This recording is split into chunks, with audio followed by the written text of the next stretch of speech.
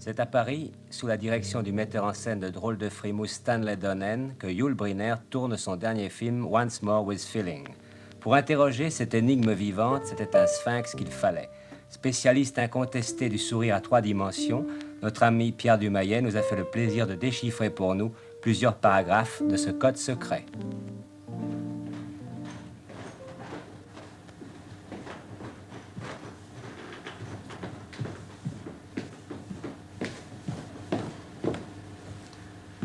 Est-ce que vous me permettez d'abord de vous lire quelques-unes des phrases que l'on a beaucoup répétées sur vous.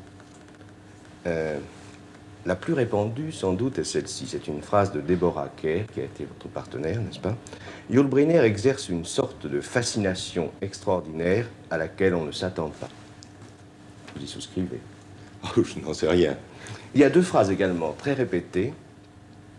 L'une a été dite, semble-t-il, par votre habilleuse et l'autre par votre secrétaire.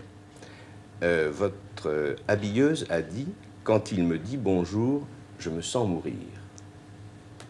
Et votre secrétaire, c'est le plus bel animal que j'ai jamais vu. Ben ça, on m'appelle surtout un drôle d'animal, d'après la presse. C'est-à-dire un animal exigeant, un animal vent. Toutes sortes d'animaux, et tout simplement animal parfois. Vous n'avez jamais voulu répondre aux questions que l'on vous a posées sur les premières années de votre vie. Pourquoi? Parce que ça ne m'intéresse pas beaucoup. Je ne trouve pas ça très important. En somme, d'où on vient, où on est né, de quelle famille on vient, ça n'a aucune importance. Ce qui est important dans la vie de n'importe quel être humain, c'est ce qu'il a pensé, ce qu'il a fait, ce qu'il a accompli, en lui-même en tant qu'être humain ou dans son travail, par lequel il s'exprime. Bien sûr. Et il y a environ une douzaine de versions différentes concernant votre origine et les premières années de votre vie. Je ne vous demande pas laquelle est la vraie, mais je voudrais savoir quelle est de ces versions celle qui vous amuse le plus, celle que vous préférez. Oh, il y a une version que j'adore, que je suis un Mongol suisse né à Brooklyn. Il y a aussi une version assez répandue parmi les Français de Hollywood qui dit tout simplement que je suis vraiment français, né à Paris, j'ai passé toute ma vie à Paris, sauf quelques mois en Mongolie. Mais celle que vous préférez, c'est tout de même la première? Ah oui, ça, c'est le Suisse mongol né à Brooklyn, c'est celle que j'adore le mieux. Vous acceptez de parler de votre vie à partir du moment où elle est devenue professionnelle? Avec joie. C'est-à-dire à partir, très tôt, à partir de 13 ans. Oui, je n'avais même pas 13 ans. J'avais commencé à travailler comme guitariste dans les boîtes de nuit, ici à Paris, avec des tziganes, surtout avec les Dimitrievitch, qui étaient des grands amis à moi. Après ça, j'ai commencé à travailler au cirque, comme acrobate.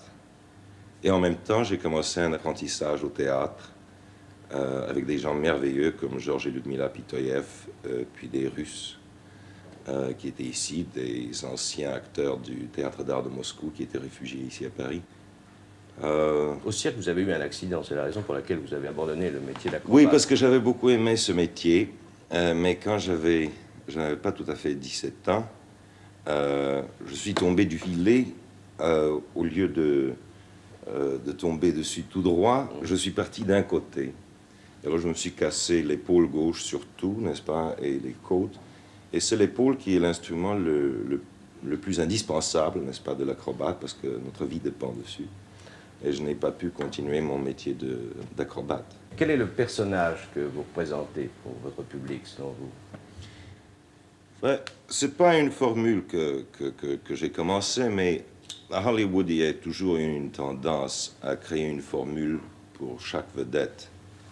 Et je crois que la formule dans laquelle j'ai été le plus poussé, c'était de jouer un type extrêmement dur, et vache même, avec un cœur d'or. Alors ça peut devenir très ennuyeux, parce que c'est très difficile d'en sortir de ce genre de choses. On voudrait jouer quelque chose de plus intéressant, de plus amusant, de plus gentil, si vous voulez, ou de plus drôle, ou de carrément plus vache. Mais on vous offre toujours le même genre de rôle. Le personnage que vous interprétez en ce moment est semblable au précédent. Oui, celui-là est un peu plus amusant parce que c'est tout de même la première comédie que je joue depuis que j'ai joué Le Roi et moi.